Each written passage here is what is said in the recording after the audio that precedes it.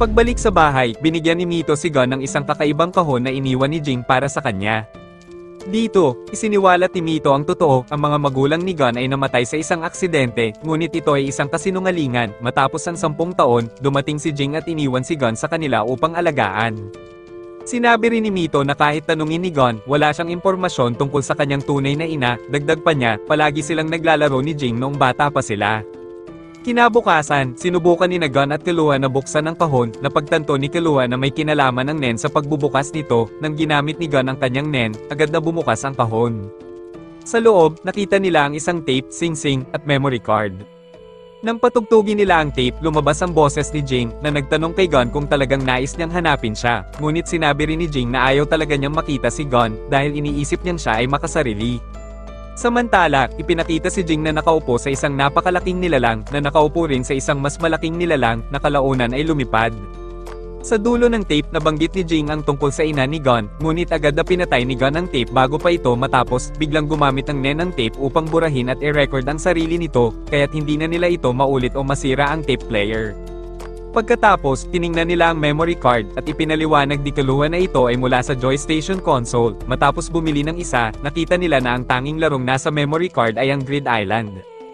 Napag-alaman nila na ang larong ito ay napakabihira at napakamahal. Tinawagan ni Killua ang kanyang kapatid na si Milluki upang magtanong. Matapos siyang suhulan ng memory card, ibinunyag ni Milluki na magkakaroon ng isang auction sa Setyembre sa Yorkview City.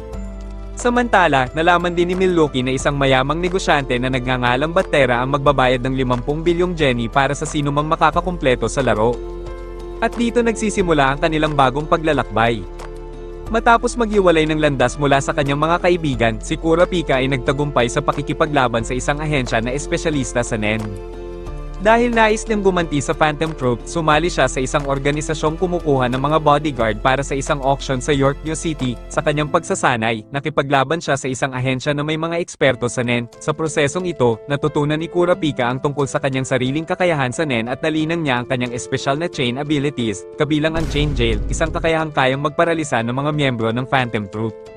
Dahil sa kanyang determinasyon, kalaunan ay naging bodyguard siya ng pamilya Nostrade, kung saan lalo niyang pinatibay ang kanyang kasanayan upang mapaghigantihan ang mga taong pumatay sa kanyang tribo. Pagdating ni Gon at Killua sa Yorkview City, agad silang nagtungo sa isang internet cafe upang buksan ang URL na ibinigay sa kanila ni Milluki. Gamit ang hunter license ni Gon, nakapasok sila sa isang eksklusibong website para sa mga hunter at natuklasan ang katotohanan tungkol sa Grid Island. Isa itong laro na espesyal na ginawa para sa mga gumagamit lang ng Nen. Ngunit higit pa rito, nalaman nila na kapag sinimulan ng isang manlalaro ang laro, pisikal silang dadalhin sa loob ng mundo nito. Hindi maaaring basta na lang lumabas sa laro sa pamamagitan ng pagpatay sa console, at kung mamamatay ang isang manlalaro sa loob ng Grid Island, ay mamamatay rin sila sa totoong buhay. Mas lalong tumindi ang tensyon nang malaman nilang may isang taong kumuha ng 50 Nen users upang tapusin ang larong ito, ngunit ni isa sa kanila ay hindi na nakabalik ng buhay. Dahil wala nang ginagawa pang kopya ng Grid Island, tanging 7 natitirang kopya na lang ang ibebenta sa paparating na auction sa Yorkview City, na may panimulang bid na 1 bilyong Jenny, na malayong mas mataas kaysa sa inaasahan ni Gon at Killua. Sa kabila ng matinding hamon, hindi sila nawala ng pag-asa. Alam nilang kailangang makahanap ng paraan upang makaipon ng sapat na pera bago ang auction. Samantala, si Kurapika ay kasalukuyang nasa ibang misyon. Kasama sina Basho at Melody, tinanggap niya ang trabahong maging bodyguard para sa pamilyang Nostrade. Ang unang utos sa kanila ay bantayan at ihatid si Nian Nostrade, ang anak ng kanilang amo, patungong Yorkview City. Pagdating doon, ginamit ni Nian ang kanyang kakayahan sa Nen, ang lovely ghostwriter, upang hulaan ang kapalaran ng ilang miyembro ng mafia. Ang kanyang hindi nagkakamaling mga prediksyon ang patuloy na nagbibigay ng yaman at impluwensya sa pamilya Nostrade. Ngunit sa likod ng mga pangyayaring ito, may isang mas madilim na plano ang nabubuo. Sa isang lihim na pagpupulong, muling nagtipon ng mga miyembro ng Phantom Troop, sa ilalim ng utos ng kanilang leader na si Crollo Lucifer. Inihayag nila ang kanilang balak na nakawin ang lahat ng nasa underground auction at patayin ang sinumang hahadlang sa kanila. Ang underground auction massacre ay malapit nang magsimula. Habang naglalakad sina Gon at Killua sa isang pamilihan upang bumili ng bagong cellphone, hindi inaasahang nakasalubong nila si Leo Rio. Sa parehong pagkakataon, ang mga bodyguard ng Nostrade, kabilang si Kurapika, ay abala sa pagbabantay sa nalalapit na auction. 3 bantay ang nakatakdang pumasok sa mismong auction hall, habang ang iba naman ay magmamanman sa paligid ng gusali. Dahil kailangan ni Gon, Killua, at Leorio ng malaking halaga ng pera, naisipan nilang mag-host ng isang arm wrestling contest. Ang sinumang makatalo kay Gon ay makakatanggap ng isang diamante na nagkakahalaga ng 3 milyong jenny. Isa-isang lumaban kay Gon ang mga tao, ngunit walang ni isa ang nagtagumpay hanggang sa dumating si Shizuku, isang miyembro ng Phantom Troop. Naging matindi ang laban, ginamit ni Gon ang kanyang buong lakas upang talunin siya, ngunit sa huli, tila sinadya ni Shizuko na matalo, nagdulot ito ng pagkalito sa kanila, ngunit hindi na nila ito binigyang pansin. Sa kabilang banda, abala si Kurapika at Melody sa pagbabantay sa pasukan ng gusali ng auction. Ramdam ni Melody ang matinding galit sa puso ni Kurapika, hindi niya ito kayang linlangin. Sa wakas, inamin ni Kurapika ang masakit na katotohanan, ang kagimbal-gimbal na pagmasaker sa kanyang Kurte clan at ang pagnanakaw ng kanilang mga Scarlet Eyes ng Phantom Troop. Matindi ang kanyang hangaring maghiganti, at alam niyang maaaring ito na ang pagkakataon niya. Sa loob ng auction hall, tahimik na nakaupo ang ilang miyembro ng mafia, kabilang sina Basho at Ivankov. Ngunit bago pa man magsimula ang bidding, biglang pumasok sina Phaeton at Franklin, suot ang damit ng mga auctioneer. Isang saglit lang ang lumipas, at agad nilang sinimulan ang walang awang pagpatay sa lahat ng nasa loob. Nang gamitin ni Franklin ang kanyang Nen bullets, walang kahit anong depensa ang nakapigil dito. Isa-isa silang bumagsak, nilalagas tulad ng mga dahon sa hangin. Sa kanyang huling galaw, ginamit niya ang kanyang mahiwagang vacuum, si Blinky, upang linisin ang lahat ng dugo at katawan, na para bang walang nangyaring massacre sa loob. Matapos ang madugong massacre sa underground auction, agad na tinawagan ni Kurapika si Dalzolin, ang leader ng mga bodyguard ng Nostrade, upang iulat ang nakakatakot na natuklasan niya, na ang lahat ng dumalo sa auction ay nawawala, at ang vault ay ganap ng walang laman. Galit na galit ang mga mafia sa nangyari, kaya't agad nilang inatasan ang kanilang pinakamalalakas na mandirigma, ang Shadow Beasts, upang tugisin ang mga salarin. Samantala, ang Phantom Troop ay ligtas na nakatakas gamit ang isang hot air balloon. Ngunit hindi pa man sila nakakalayo, nagulat si Uvogan kay Crollo na nang dumating sila sa auction, wala na roon ng mga items, ibig sabihin, may naunang kumuha ng mga ito. Agad na itinanggi ni Crollo ang posibilidad ng isang traidor sa kanilang grupo. Sa halip, naisip niyang maaaring nakatanggap ng impormasyon ang mafia tungkol sa kanilang plano. Kinumpirma ni Uvogan na ang isa sa mga Shadow Beasts, na si Owl, ang siyang may kakayahang mawala ng laman ang vault gamit ang kanyang Fun Cloth. Walang oras para sa pag-aalinlangan, iniutos ni Crollo sa kanyang grupo na lumikha ng matinding kaguluhan upang mapilitan ang Shadow Beasts na lumabas at harapin sila. Sa Gordo Desert, sinubukan ng mafia na barilin mula sa himpapawid ang hot air balloon ng troop. Matagumpay nila itong pinabagsak, at sa isang iglap, napalibutan na ng mafia ang troop. Kasabay nito, dumating din sina Kurapika at ang iba pang mga bodyguard ng Nostrade upang obserbahan ang sitwasyon. Ngunit sa gitna ng tensyon, isang mapanghamong ngiti ang gumuhit sa labi ni Uvogan. Ako na ang bahala sa kanila, wika niya.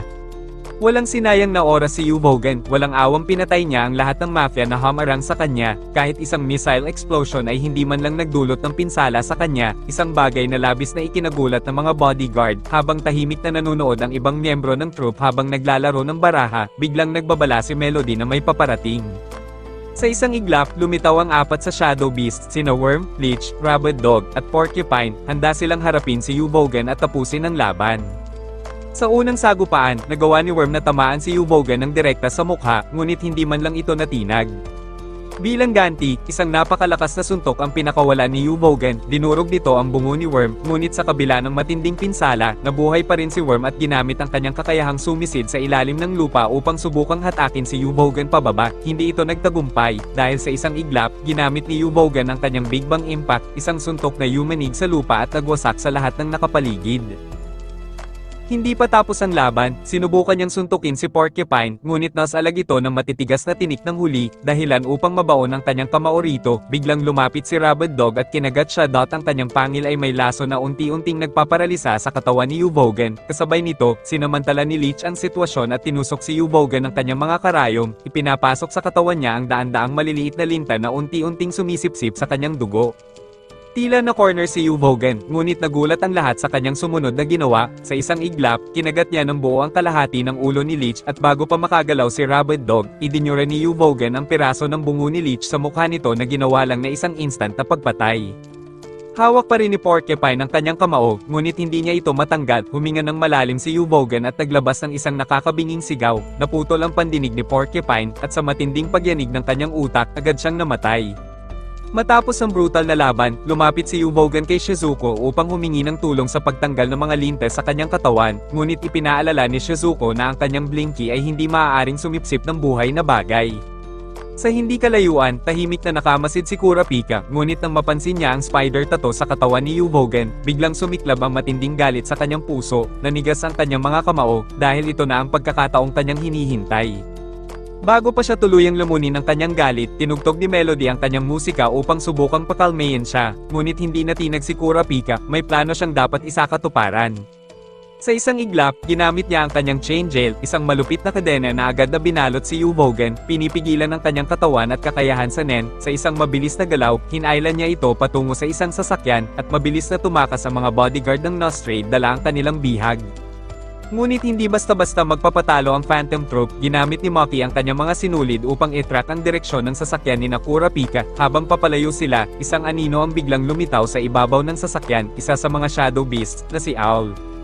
Gamit ang kanyang fun cloth, nagawa niyang ikulong si Nobunaga sa loob ng isang tela, pilit siyang hinihiwalay sa kanyang grupo.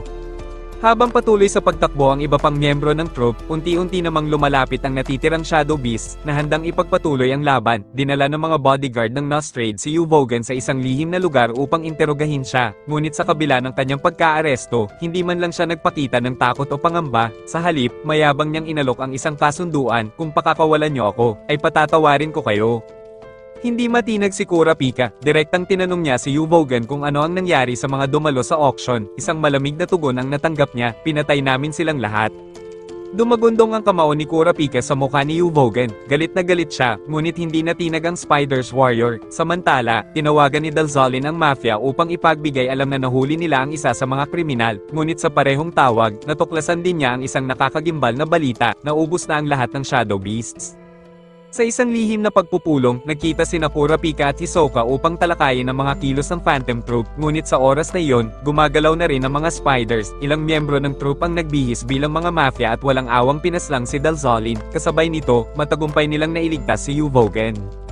Ngunit hindi pa rin tapos ang lahat, sa halip na bumalik agad sa kanyang grupo, nagngingit-ngit si Uvogin, hindi siya babalik hanggat hindi niya natutunton at napapatay ang gumagamit ng chain jail, na si Kurapika.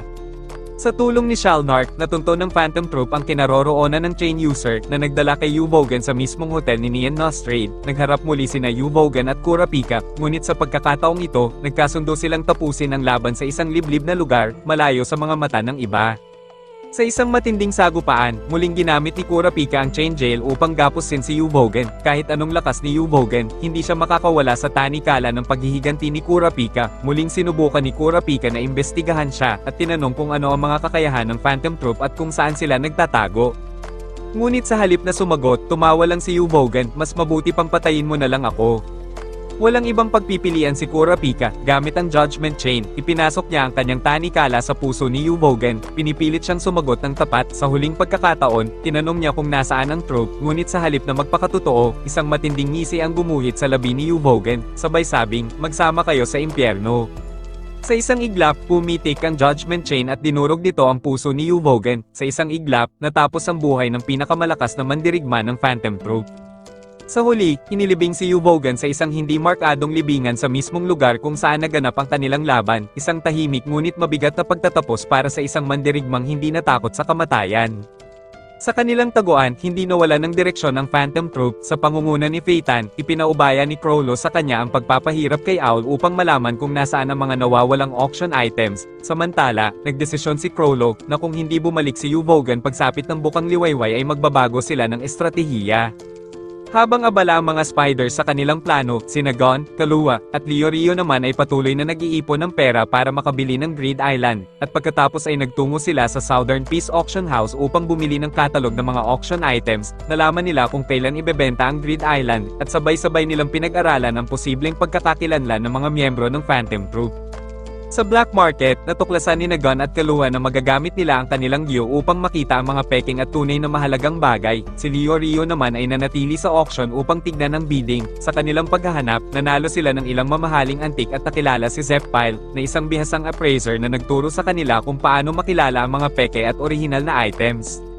Biglang tumawag si Leorio, may nakita siyang dalawang miyembro ng Phantom Troop. Agad na iniwan ni Gon at Kaluwa ang auction upang sundan ang mga spiders, habang sinusubukan nilang subaybayan ang mga ito, nagdeklara naman ng gyera ang mafia laban sa Phantom Troop. Upang mapuksa ang grupo, kinuha nila ang kanilang pinakamahuhusay na assassins upang itumba ang spiders. Sa 3 ng Setyembre, sa gitna ng Yorkville City Central Square, naghihintay sina Maki at Nobunaga, umaasang mapipilitan lumabas ang chain user upang harapin sila, ngunit imbes na si Kurapika ang mahuli nila, ang atensyon ni Gon at Killua ang kanilang nakuha, habang patuloy ang gulo sa Yorkville, ipinahayag ni Light Nostrade na matutuloy ang underground auction kahit na napatay ang Shadow Beast, hiniling din niya kay Kurapika na sumali sa kanyang security team. Samantala, sina Finks at Pakunoda, na lihim na sinusubaybayan sina Gon at Killua, ay walang kahirap-hirap na dinakip ang dalawa at dinala sa Phantom Troops hideout sa hindi inaasahang pangyayari. Nagustuhan ni Nobunaga si Gon dahil nagpapaalala ito sa kanya kay Yubogen. Sa katunayan, iminungkahi pa niyang gawing miyembro ng Spiders si Gon sa pagbabalik sa kanilang master na si Chrollo.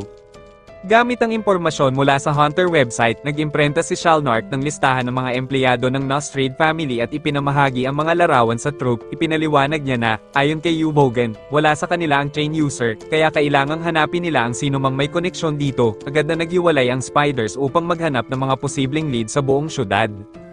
Habang nagbabantay si Nobunaga sa hideout, nagawa ni Gon at Killua na makatakas gamit ang natutunan nila kay Zepile, literal nilang sinipa at binasag ang dingding ng gusali upang makalabas. Sa tulong ng isang bagong upload na larawan sa Hunter website, natunto ni Chrollo si Nian Nostrade, palihim siyang lumabas mula sa kanyang mga bodyguard upang dumalo sa muling itinakdang underground auction. Matapos tulungan siyang makapasok sa cemetery building, humingi si Chrollo ng kapalaran mula kay Nian, na masaya namang pumayag. Sa ibang dako, dumalo sina Kurapika at Light sa isang pulong ng mga assassins. Pagkatapos ng pagpupulong, nabalitaan nilang nawala si Nian. Agad na nagpanik si Light at nagutos ng police alert, ngunit ginamit ni Kurapika ang kanyang dowsing chain at nakumpirma niyang si Nian ay nasa loob na ng cemetery building.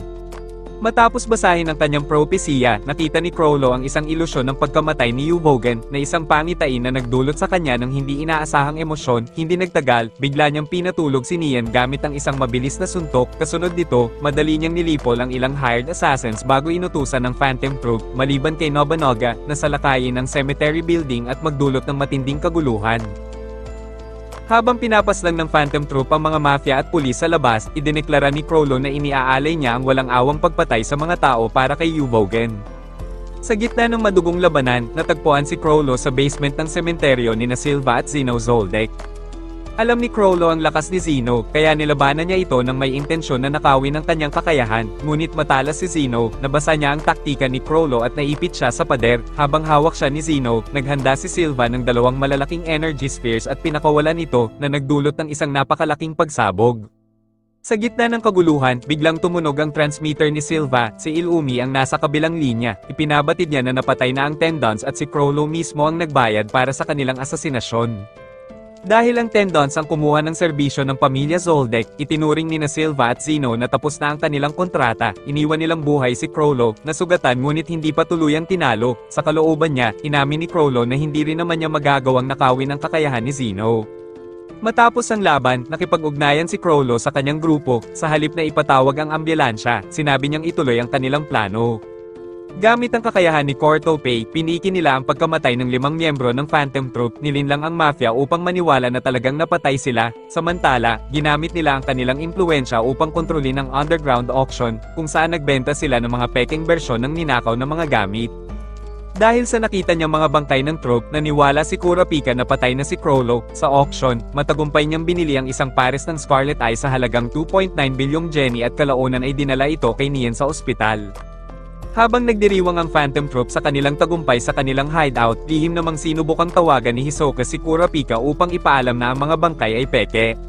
Sa hideout ng troop, inanunsyo ni Chrollo na aalis na sila ng Yorkville sa gabing iyon matapos kunin ang natitira nilang nakulimbat, ngunit hindi matanggap ni Nobunaga ang ideya ng pag-alis ng hindi napapatay ang chain user.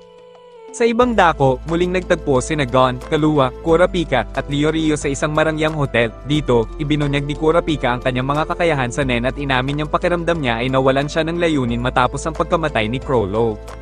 Ngunit hindi kumbinsido si Killua, ipinunto niya na buhay pa ang ilang miyembro ng Phantom Troop at posibleng gumagamit si Pakunoda ng kakaibang kakayahan. Pinangunahan ni Killua ang ideya na pigilan ng troop bago pa sila makalayo at muling makabuo ng lakas.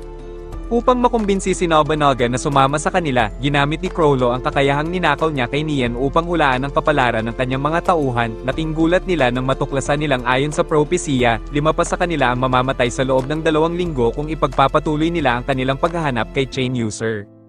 Dahil dito, napaisip ang grupo, ang ilan sa kanila ay nais nang umalis ng Yorknyo upang iwasan ang masamang kapalaran. Ngunit ang iba ay nais pa ring magaganti para kay Yuvogen.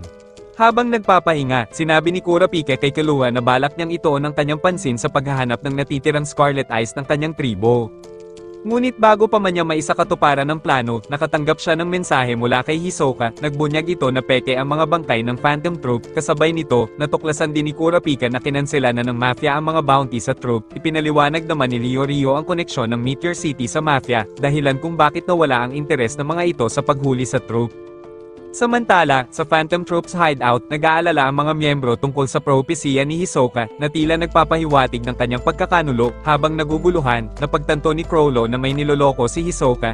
Ginamit nito ang Texture Surprise upang baguhin ang kanyang hula, layuning manatili ang troop sa Yorknyo para magkaroon siya ng pagkakataong labanan si Chrollo. Habang pinaplano ni Gon, Killua, Kurapika, at Ryo ang pagdukot kay Pakunoda, biglang tinanong ni Gon si Kurapika kung maaari niyang gamitin ang Judgment Chain sa kanya. Detalyadong ipinaliwanag ni Kurapika ang kanyang Emperor Time at kung paano gumagana ang kanyang mga kadena, ngunit sa huli, tinanggihan niya ang mungkahi ni Gon dahil sa kakayahan ni Pakunoda na basahin ang alaala ng iba. Habang sinusubukang hanapin ni Killua ang hideout ng Phantom Troop, ginamit ni Cortopi ang kanyang kakayahan upang lumikha ng maraming kopya ng kanilang mga gamit. Samantala, natuklasan ni Chrollo na si Kurapika ay isa sa mga bodyguard ni Neon matapos niyang makita ang isang pares ng Scarlet Eyes na binili ng Nostrade family. Dahil dito, inutusan niya sina Finks, Maki, Nobunaga, Pakunoda, at Shizuko na sumama sa kanya sa hotel kung saan nananatili sina Kurapika at ang kanyang mga kasama, naiwan naman ang iba pang miyembro sa kanilang hideout. Habang sinusubaybayan ni Killua at Melody ang troop, napagtanto ni Kurapika na patungo ang mga ito sa hotel. Agad niyang inalerto si Squall na lisanin ang lugar, dala ang mga Scarlet Eyes, ngunit napansin ni Squall na sinusundan sila ng dalawang tao. Pagdating sa hotel, inutusan ni Chrollo sina Nobunaga at Pakunoda na maunang pumasok habang nanatili siya kasama sina Maki at Shizuko. Sa kabila ng kanilang pag-iingat, muling nabihag sina Gon at Killua. Sa parehong pagkakataon, natuklasan ni Pakunoda ang pangalan at mukha ni Kurapika. Matapos nilang hulihin at patayin si Squall, dinala ni Chrollo sina Gon at Killua pabalik sa hotel upang makasama ang ibang miyembro. Sa lobby, iniutos ni Chrollo kay Pakunoda na basahin muli ang alaala ng dalawa. Ngunit bago niya maisiwalat ang nalaman tungkol kay Kurapika, isang biglaang blackout ang nagbigay ng pagkakataon kina Gon at Killua na tumakas. Sa kabila ng dilim, madaling naibalik ni Nobunaga at Maki ang kontrol sa sitwasyon. Napansin ni Shizuko na nawawala si Chrollo. Habang naguguluhan ng troop, natagpuan ni Pakunoda ang isang sulat mula kay Kurapika na nagbabanta ito na papatayin niya si Chrollo kung isisiwalat ni Pakunoda ang nalaman niya mula sa mga alaala ni Gon at Killua. Ipinilit ni Nobunaga na manatili silang tahimik at hintayin ang tawag ni Kurapika. Iginiit na dapat nilang panatilihing bihag ang dalawang bata bilang panangga. Sa isang flashback, naalala ni Pakunoda ang pagtatatag ng Phantom Troop sa Meteor City. Ipinahayag noon ni Chrollo na ang pinakamahalaga ay ang grupo mismo. Kung sakaling mawala siya, ay dapat na may papalit sa kanyang pamumuno. Sa kasalukuyan, habang tinatalakay ang sitwasyon, iniisip ni Pakunoda kung dapat niyang ipagkanulo ang troop upang mailigtas si Chrollo. Naputol ang kanyang pagmumuni-muni nang tawagin siya ni Nobunaga at sabihing magmadali siya. Samantala, sina Kurapika at Ryo ay bumabiyahe kasama si Chrollo na may kadena sa kanyang leeg at mga kamay. Sa gitna ng biyahe, tila nagulat si Chrollo at inakala niyang babae ang chain user. Agad namang inalis ni Kurapika ang kanyang disguise at binalaan si Chrollo na maghinay-hinay sa kanyang sinasabi dahil maaaring iyon na ang kanyang huling mga salita. Gayunpaman, iginiit ni Chrollo na hindi siya maaaring patayin ni Kurapika dahil iniwan niya ang kanyang mga kaibigan. Dagdag pa rito, napansin ni Chrollo na wala ang pangalan ng isang enhancer sa kanyang propesya na nangangahulugang hindi ito mahalaga, na labis itong ikinagalit ni Kurapika. Habang patuloy ang tensyon, dumating sina Finks at Shalnark sa hotel. Tumanggap ng tawag ang troop mula kay Kurapika na nagutos na huwag silang sundan, huwag saktan ng mga bihag, at ipasa ang telepono kay Pakunoda. Inutusan naman ni Chrollo si Pakunoda na pumunta sa Lincoln Airport ng mag-isa upang ayusin ang pagpapalitan ng bihag. Iniutos din niyang bumalik sa hideout ang ibang miyembro. Ngunit hindi sang-ayon sina Finks, Phaeton, at Shalnark. Nais nilang sundan si Pakunoda dahil sa takot na may patibong si Kurapika.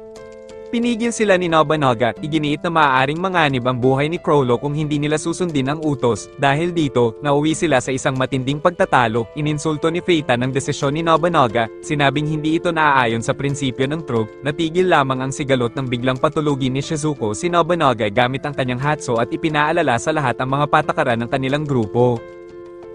Sa wakas, nagkita sina Kurapika at Pakunoda sa isang airship. Ginamit ni Kurapika ang kanyang judgment chain sa kanya at kay Crollo, na may dalawang kondisyon: ibalik ang mga bihag sa paliparan bago maghating gabi at huwag isiwalat ang anumang impormasyon tungkol sa kanya o sa kanyang kakayahan sa ibang miyembro ng troop. Tinanggap ni Pakunoda ang kasunduan at bumalik sa kanilang hideout, dala ang isang lihim na maaaring tuluyang magpabago sa hinaharap ng Phantom Troop. Sa hideout, ipinaalam ni Pakunoda sa mga kasamahan niya ang tungkol sa palitan at iginiit na siya lang ang pupunta kasama sina Gon at Killua. Nagalit si Finks, nais niyang patayin ang dalawa at agad na tugisin si Kurapika. Pumanig kina Pakunoda sina Maki at Shalnart na nagdulot ng isa pang mainit na pagtatalo. Hinala ni Phaeton at Finks, maaaring naimpluwensyahan ni Kurapika si Pakunoda, ngunit biglang sumingit si Gon. Iginiit na ang gusto lang ni Pakunoda ay mailigtas si Crollo. Sa huli, pinakalma ni Franklin si Finks, binabalaan ito na ang patuloy na alitan ay maaaring maging sanhi ng pagbagsak ng troop. Bago pa man magsimula ang palitan, tinawagan ni Hisoka si Illumi upang humingi ng tulong. Sa kabila ng lahat, nagawa niyang makarating sa lugar ng palitan. Laking gulat ni Pakunoda nang makita siya roon. Hindi nagtagal, isiniwalat ni Hisoka ang tunay niyang motibo. Sa mismong lugar ng palitan, matagumpay na napalitan ni Kurapika si Crollo kapalit ni Gon at Killua. Pagkatapos nito, hinarap ni Hisoka si Crollo at buong sabik na hinamon siya sa isang laban, ngunit, malamig na tinanggihan siya ni Crollo, sinabing dahil kay Kurapika ay di siya makakagamit ng Nen, kaya wala ring silbi kung maglaban sila. Napagtanto ni Hisoka na wala nang silbi si Crollo bilang kalaban, at umalis, inihayag na hindi siya kailanman tunay na naging bahagi ng troop. Pagbalik sa hideout, humingi ng paliwanag si Finks kay Pakunoda at agad na naghinala nang makita niyang may hawak itong baril. Ibinunyag ni Pakunoda na hindi na maaaring bumalik si Crollo at gagamitin niya ang kanyang kakayahan sa huling pagkakataon. Tinanong niya sina Finks, Phaeton, Maki, Nobunaga, Shalnart, at Franklin kung nagtitiwala ba sila sa kanya. Bagaman nagduda si Finks sa una, tiniyak sa kanya ni Nobunaga na desisyon talaga ito ni Pakunoda. Sa huli, ipinutok ni Pakunoda ang 6 na memory bullet sa mga orihinal na miyembro ng troop. Ibinabahagi ang lahat ng nalaman niya tungkol kay Kurapika at sa kanyang mga kakayahan. Tahimik na nagluksa ang natitirang miyembro habang pinoproseso ang kanyang alaala. Sinuri ni Shizuko ang katawan at kinumpirma na wala na si Pakunoda. Habang iniintindi ni Finks ang sakripisyo nito, nangako siyang ipapaliwanag ang dahilan kung bakit ginawa ni Pakunoda ang kanyang desisyon. Samantala, mag-isa si Crollo sa lugar ng palitan na nakatanaw sa silangan.